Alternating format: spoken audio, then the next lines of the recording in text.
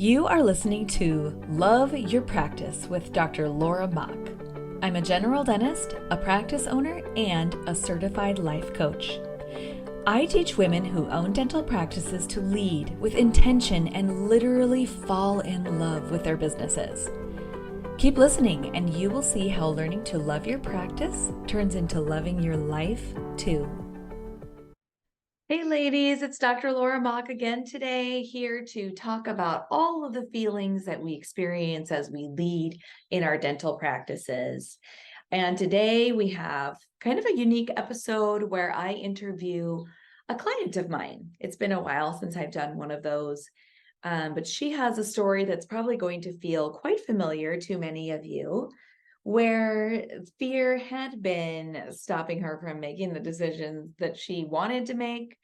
And then she got over that speed bump of fear and looks back retroactively on what was getting in the way, how things are going now, and what she would tell herself from the past if she could talk to her. So this is a great episode for learning from someone else's fear, and maybe how to help ourselves get over our own little fear speed bumps and back on track to where we intend to go. Listen to this really informational episode, and I will see you on the other side. Okay, I would like to welcome to our podcast Dr. Seema Amin. Seema, thank you so much for joining us today. Thank you, Laura, for having me. Yeah. So Seema, you've listened to many of these podcasts even before you and I started working together, huh?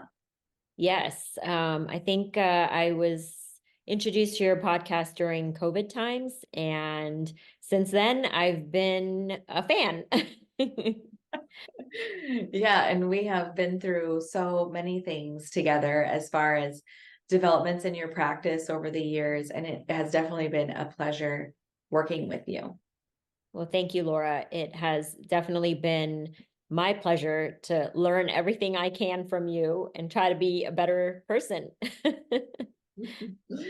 So for our listeners, you are a practice owner, single doc, right? Yes. How long have you owned your practice? So I've been a dentist for about 26 years. The first 13 years of those, I was an associate, and my longest associateship was about 8 years. And then I bought my practice in 2011. So I've had my practice for about 13 years now. Yeah, so about 13 years, I think. That's amazing how long you've been doing this. Yes.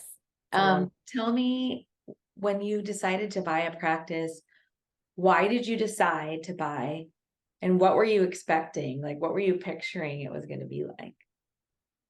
So when I was deciding to buy a practice, I was at the point where I was going to leave my associateship. I always thought that I would join a practice and become an associate and be in a group practice. But things were not working out the way I hoped they would, and it was time for me to leave that practice. And at that moment, it was hard because I was 13 years into my practice, or into my dentisting. And so I felt like it was going to be hard for me to find a practice to join at that point. And so I started looking for practices, and I came upon a practice that was a secondary location for another dentist. And so it was only open 2 days a week. So essentially it was like a startup. It was already done. The computers were there. The facelift on the space had been done. And so I thought it was a good opportunity for me to start my own business and practice and take it from there. It was kind of like you were looking for an opportunity and you were open to a lot of different things, but this one just seemed like the right one. Yes, It's not like you felt like you needed to be an owner at that time. right. It wasn't like I was seeking that out being a solo dentist. Mhm. I think there's a lot of associates who end up as owners simply because they can't find an associateship that meets their expectations. Would you agree? Yes, I think that always becomes the choice, is that either you stay in an associateship that you're not happy in, and you always feel like the grass is greener on the other side. So sometimes that kind of leads you to that option of buying a practice. Mm-hmm. And what did you think it was going to be like once you bought it? I was a little scared, I think. But nobody was going to tell me what to do. I was going to do whatever I wanted. I could run my practice the way I wanted, do the procedures I wanted. Um, but it wasn't quite that. So there's this, we dream of what we don't have, right? And dream of what that practice ownership will be like. And for me, I didn't ever get very much farther than I'm going to be able to make my own hours. Yes. It didn't really occur to me that the practice would live in my head all the time. Yeah. And that a big part of owning a practice would be managing people. Yes. I quickly realized that how hard it was going to be. Mm-hmm. In all those years that I was an associate, in hindsight, I never really learned the business aspect or the HR aspect because I was the employee. Mm-hmm. Yeah. And now on the flip side of being the employer, I had all these things I had to figure out besides the business part. And then all these decisions I had to make, and nobody really to help me make them. And then all these people I had to find and manage. So it was quite a challenge. Yeah. We don't really think about all those things until we have to do them ourselves. Yeah. Mm-hmm. Yes. And what the reason that I asked you to come on to the podcast today is because we have gone this journey together where when I first met you, Mhm. there was this speed bump in your leadership from things that you were afraid of, right? Mhm. Yes. Well, why don't you tell us the backstory of why you were in fear when I met you? So after, I had been in this location, I pretty much grew the practice. The hardest part, I think, was forming a team. And I won't lie, there was one year, probably like my second or third year into buying this practice, where I literally had a stack of W-2s at the end of the year because my office had been a revolving door of employees in and employees out. Mm-hmm. And I, at that moment, started feeling that maybe the problem was me. Um, However, like probably year 3 and 4, I was able to establish a decent team where it was stable and we were able to grow. And then in year 6, we kind of moved our practice to a different location, and I still had a stable team. So things were starting to look good. Once we were settled into our new office, a couple years into that, closer to the time before COVID, it was feeling a little bit more monotonous, like we weren't growing, we were kind of static. What can I do now to kind of get to that next level?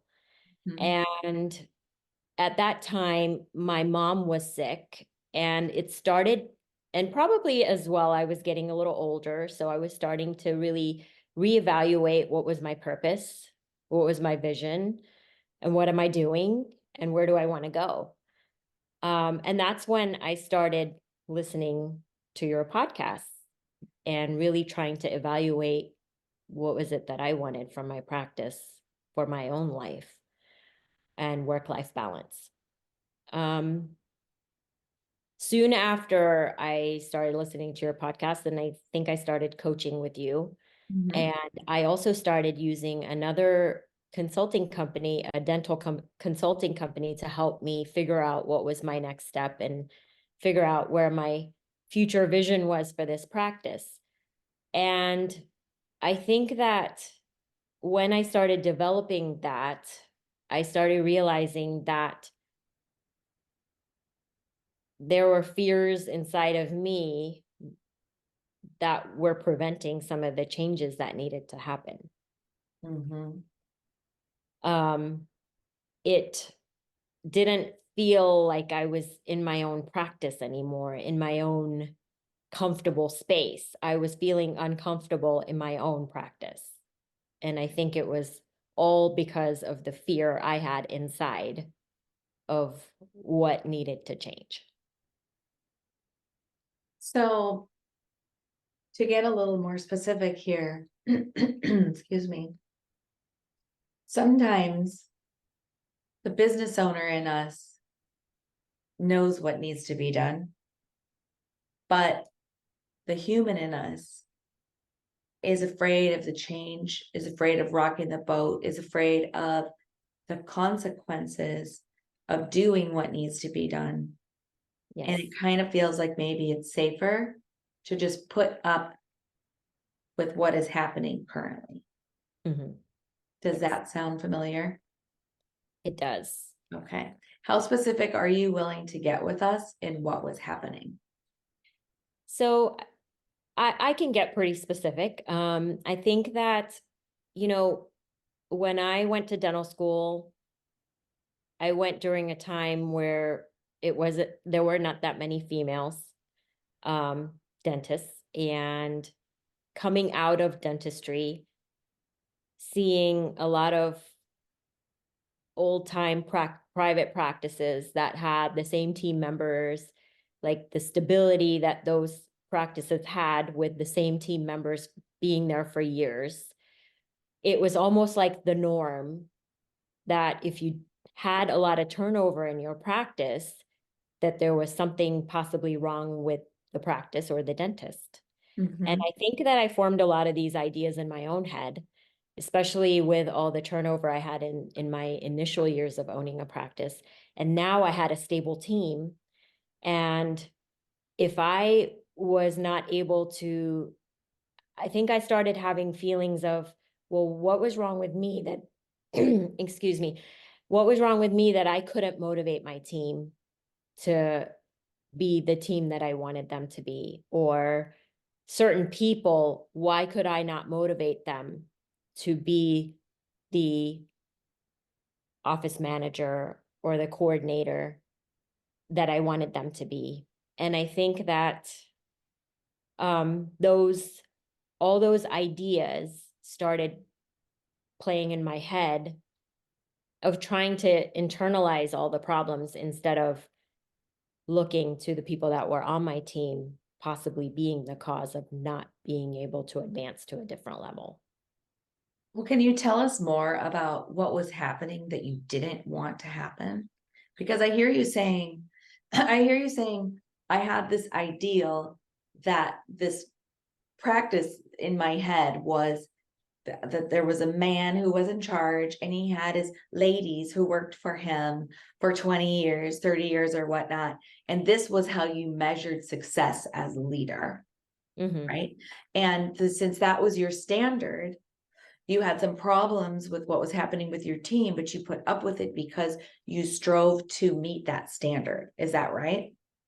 Yes. I think that I didn't want my patients to feel like, well, if I wanted my patients to feel that when they came in and saw the same people, that meant that we were the perfect practice, that we had everything figured out and we all got along well. And we would hear it all the time. Oh, you guys work so well with each other. Oh, it feels like you guys have known each other for so long and it feels so comfortable in here. And so all of these combined with the fact that these ideas in my head of a perfect practice is where people have been there for a long time kept me from making the changes that really needed to happen, especially when my team members weren't able to take my lead. At that moment, then I would also start feeling like I wasn't a good leader, because why can't I be that ideal practice where I'm the dentist and then I have all my team members and we're a big happy family? Mhm. And what was happening? Like what was happening that you knew needed to change? We want to hear the down and dirty about what was going on. Like you were putting, what is it that you were putting up with that now you wouldn't put up with? So one of the things I was putting up with was talk back from a particular person in the front. She was supposedly my office coordinator or office manager, but Mhm. I felt like as the years were going by, there was more and more things that she was not taking care of. There were instances of, the cell phone conversation that I had to have with her so many times, with her phone being out and answering a phone in front of patients.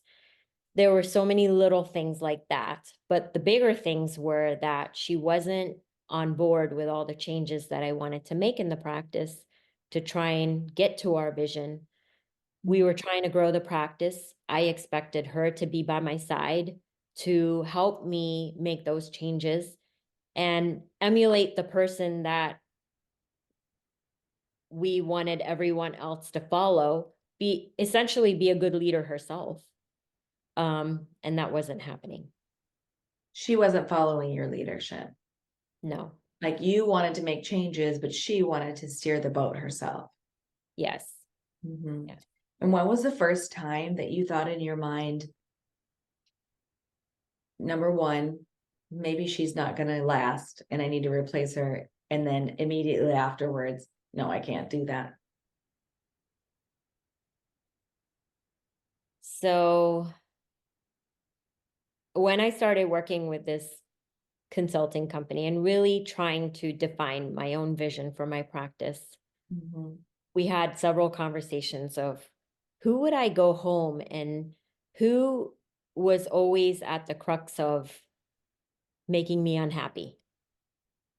Mhm. And as I started thinking about that, the interesting part is they also questioned my husband. Who is the person that I complain about the most?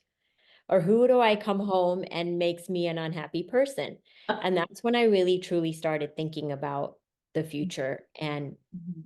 realizing how much this one person was just creating so much angst inside of me Mhm. and also self-doubt, because this person was creating me to feel not sure of my own abilities and my own leadership. So as time went on, little things became more apparent. But I also learned how to address some of those little things. And I did address some of those little things. Now, it doesn't help that my personality and her personality was a little different. I would say that this person has a D personality, and I am not about confrontation. Mhm. I am probably more of a people pleaser. So there were many times where I didn't address the things I needed to in a timely manner. So I Mhm. do place some of that blame on myself, but I think that it came to a point where I just knew inside that this was a change that had to happen, but I was scared. Uh-huh. Because I would say, from my perspective, I feel like you knew for at least a couple of years, Yes, but you were afraid. I was afraid. And so you kept her on. Yes. And I realized it when getting ready for this podcast, reading through my notes, that this has been an issue for a couple of years, like you said. And Mhm. the time just kept going, and there were good days and bad days. So whenever I would get that feeling like, yes, I need to address something, the next week would be great. Mhm. There Mhm. would be no problems. And Yeah. so it ended up being, oh, I don't need to take care of that. Okay. Until something bad happened again. And then I'm like, okay, no.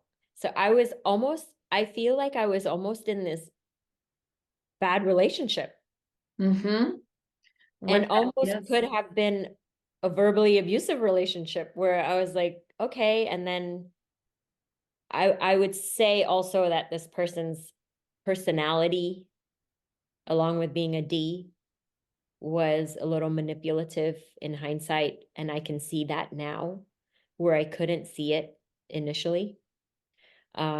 Where she just had a way with words, and yeah, it would be a good day to bad day to good day. What do you But think for you? What created that fear? Like, what thought habits did you have? What beliefs did you have that created this belief that it wasn't going to be safe to move on? I would think all these things in my head. I don't know how to do all the things she does. Mhm. That's a very common one that I hear from Um, clients. yeah, she has a way with people. So she gets my patients to schedule. She has a way with her words, so she knows how to handle some people. But on the flip side, I could also see where sometimes that could turn off people as well. And I see that now. I would think, well, what if I fire her and then she leaves me a bunch of bad reviews, or she gets all her friends to leave me bad reviews? Mhm. She's doing her job for the most part. How do I fire her? Because they don't have any write-ups. Mhm. It's really hard to hire people right now. I was waiting for you to say that one. And that's one of the first things that you told me when we Yes. started coaching together was I can't hire people here. Mhm. And that is one that I hear from so many people, and it stops us from making the changes that we need to. It does. Does. Yeah. Um, I have I another one I've been thought waiting for you to say. Do you have any others? I also thought if my team members work for me for a long time, it shows that we're a stable practice and that I'm a good person to work for and that everything is good. Yes. So you had that gold standard in your mind, and Yes. that helped you to believe that you were a good leader Yes. because you did have a fear that Yeah. you weren't. Yeah. I also was thinking, is it okay that I expect more and more? Mhm. So Uh, maybe I have too high of expectations. Yes. And sometimes, I do feel that. I mean, I do have high expectations. That's why I can attribute my success to that. Mhm. But at the same time, I am a reasonable person. So, you know, but these are all internal conflicts that I had that were preventing me from making the changes. Yeah. Yeah. So many internal conflicts Mhm. because you would want to, but then she'd be okay. And then you'd be, well, I can't replace her anyway. And then another month goes by and another month goes by and another month goes Yes. by. Right. Right. And meanwhile, I'm still trying to grow the practice, do the things that I'm supposed to, and try to train and make checklists. I will say that the good part is that we did make a lot of checklists and standard operating procedures. Yeah. So it was all kind of leading up to the final event. Right. Because there is a final event, which is why I asked you on Yes. here, because now we're looking at all of those things with hindsight, Yes. right? So what happened? So I would say in the period of 3 weeks, I lost 3 employees. And basically, shit hit the fan. Yeah, Yeah, I can say that. you can. We swear on here sometimes. 3 out of how many employees did you lose? 3 out of 4 employees, and then the fifth being me. Yeah. So when you went to work that next Monday morning, it was just you and your hygienist. Yes. Wow. Well, I'll take that back. It was me and my hygienist, and my third employee that was retiring stayed on for a few weeks to help me through the transition. Right. Okay. So you knew she was leaving, but Yeah. okay. Yes. So this is like that moment that your brain had been trying to protect you from, right? Yes. And was it as bad as your brain thought it was going to be? On the flip side, no, but in the moment, if I could have walked out of my own practice, I would have.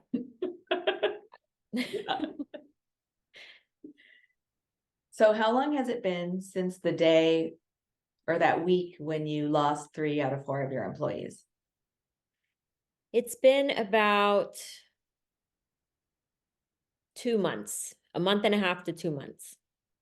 And how's your production been? My production did take a dip for a bit, but Mhm. it's on the rise again. So I'm not in the freak out mode as far as that goes. I know that we'll be just fine. Mhm. But yes, And were you in fact able to hire anybody? so since then, amazingly enough, within 2 weeks, I was able to hire a new office coordinator Mhm. and a new dental assistant. My hygienist, who is with me, was with me 100%, and she has been great through the whole transition and been a good backbone for just believing in me. Awesome. Yeah. And now looking back, it's a little bit easier to see like what your brain did, right? Yes. So if you could go back in time, having experienced that now you're moving forward, what would you tell Seema from a year ago? Huh. So let's see, what would I tell myself? It's easier to tell myself now that I'm on the flip side. Um, but I would say that I just really should have trusted my gut and my instinct and believed in myself more Mhm. to know that there was no problems with my leadership. Mhm. The problem was the thoughts I just created in my own mind. Mhm. And I should have made the change a lot sooner. So if Seema from the past said to you, but I'm not a good leader, and if I have long-term employees, it helps me believe that I am a good leader, Mhm. what would you say to her about that? I would say that that's not true. Maybe what I would tell myself is that I still need to work on leadership skills. And I think that I was scared to communicate, and I should have communicated sooner the things that I wasn't happy with Mhm. and not try to hold those back because of my fear. Yeah. That maybe on this side of the story, it wasn't really anyone's fault. It was that I waited too long to confront things that I should have confronted sooner, and that there are ways that I can work on that going forward with Mhm. my employees now. Which is something that we can all work on Mhm. because they don't teach us in dental school how to take a dental assistant aside and say, we're doing great and we're going to work on this. Mhm. It'll make our lives easier and better for the patients. That's a hard skill. Yeah. That takes some practice, doesn't it? And I've heard you say this before, it's in dental school, we're taught perfection. Yeah. And I think that we expect that as well. Mhm. And sometimes if you don't have the communication skills to address things that aren't done correctly, then the employees or the team members can feel unappreciated as well. And sometimes that's our fault because we're not communicating that the right way. Because we're scared to communicate and then we accidentally send the wrong message. Mhm. Yeah. How's the atmosphere at work now compared to where it was when you had the person who wasn't following your leadership? So I would say it's much lighter. I think that the environment that was created by this person, I basically felt like I wanted to hide in my office Mm-hmm. and I wanted to minimize interactions. Mm-hmm. That wasn't healthy. Now I feel that I have been able to onboard these new employees with clear expectations. And I'm not saying that it's all perfect and I'm doing perfect, but I'm working on it to be a better communicator so that we can work together and figure out how to get to that next level. Are you getting feedback from your employees about your communication with them? I did recently had a interaction with the assistant where we had a nice conversation, and then she did text me later in the evening to tell me that she appreciated the conversation that we had, and she was feeling a little insecure because I was looking for another assistant as well. Mm. Um, it's funny because I had an ad out and I never took the ad down, so it would resend to her and she would be asking me, are you looking for another assistant? And I guess, I never really think of it from the perspective of her, that she might feel threatened Mhm. if I am looking for another assistant, if something just didn't go right that day. And that's not my intention.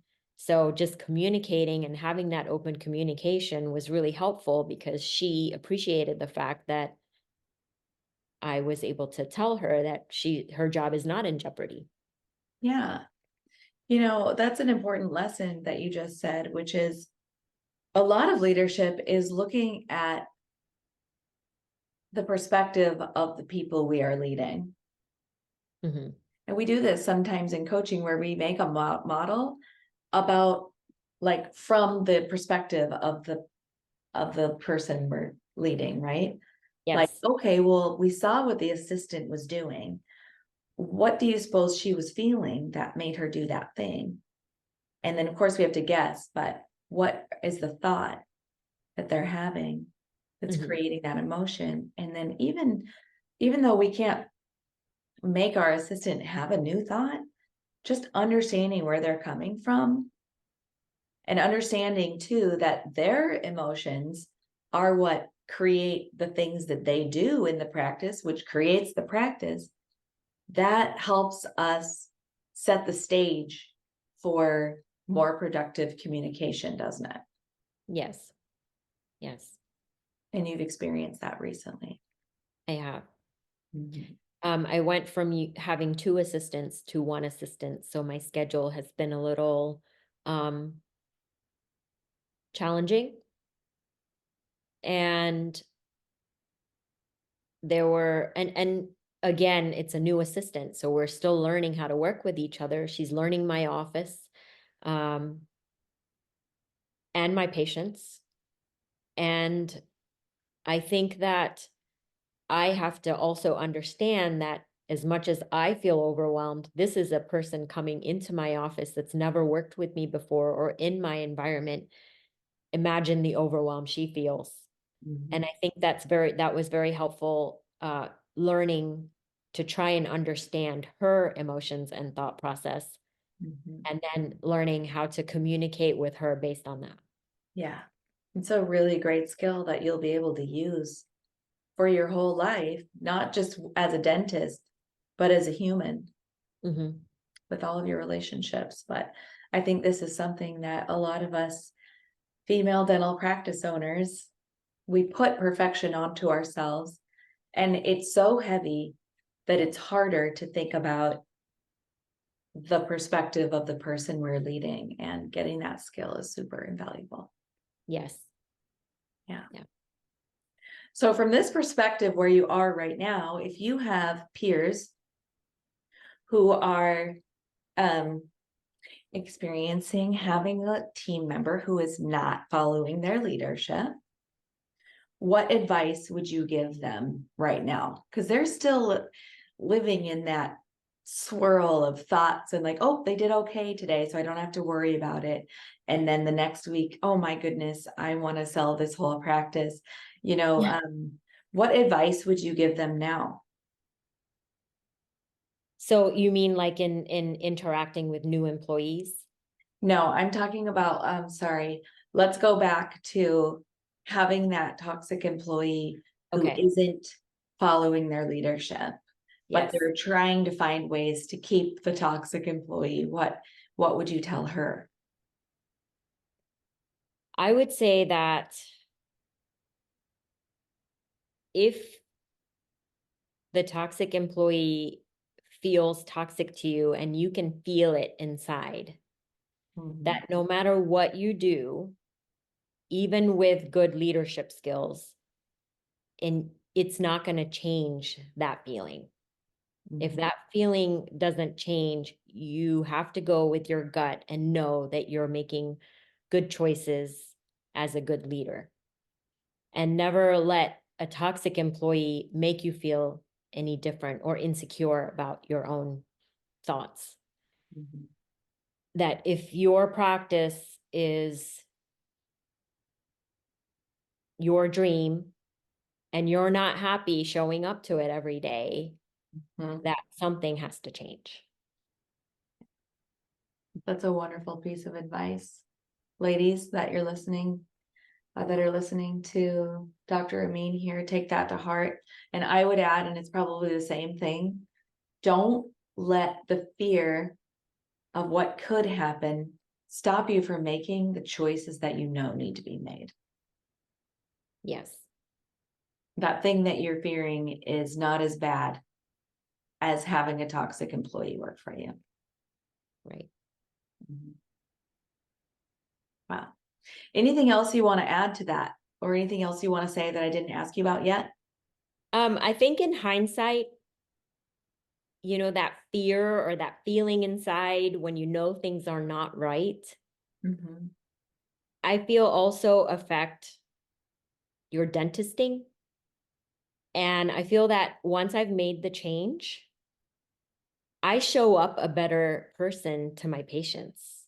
Wow. I feel like I have a better personality to present to them, Mhm. that I almost have a more of an exciting time trying to talk to them. I do want to add that one of the other things that I feared when we made this change is a lot of my patients asking, well, where is so and so? Well, where is so and so? And Mhm. I can tell you that, yes, there are some patients that have asked, but any feedback we've had has been positive afterwards. They love the new people that are there. We have had no issues with anyone thinking that we're not a good team because we've lost so many people and had some turnover. And so all of those things that I was thinking were in my head. Yes. Yeah. And I can Oh, say that I feel better in my own practice. well, now that you've faced your fears and gotten over and past the part where the people who needed to leave are gone, you are in a practice where you're having more fun and Yeah. you're showing up better for your patients. Yes. And my own team. Yeah. Because you're working on your leadership and they're responding because they're Yes. not a toxic employee who's only thinking of herself. Right. And it's refreshing. Yeah. Well, good. I hope that this episode reaches women who are at a crossroads of decisions that they need to make. And that, yeah, your story is so inspiring, which is why I just had to have you on. Yes. And Laura, I want to thank you because I couldn't have done this without all the coaching that I've gone through with you. And I think that I really feel like your coaching helps because you continue to tell us all the things that you struggle with. And I think it just keeps it real. Mhm. Um, it feels like you understand them from the owner's perspective and, knowing that you constantly work on these things too. I definitely do. I'll constantly working on the same exact thing. And I've experienced all of this myself. And thank you for that compliment. I'll send you that Venmo payment later. Okay, honey? It's No, priceless. seriously, I appreciate the vote of confidence there. And thank you so much for your time and for your vulnerability in sharing this. I'm sure that's going to help many women leaders. Thank you. All right. Well, it's been a pleasure having you on here. And I guess I'll be seeing you sometime real soon. Yes, sounds good. Thank you for having me. Thank you. Thank you for listening to Love Your Practice with Dr. Laura Mock. I would love to meet you. To join our movement, find the Facebook group called Love Your Practice and request to join. If you can't find it, just send me a message and I'll add ya. You'll find me there helping all of my ladies to fall in love with their businesses and have a better life.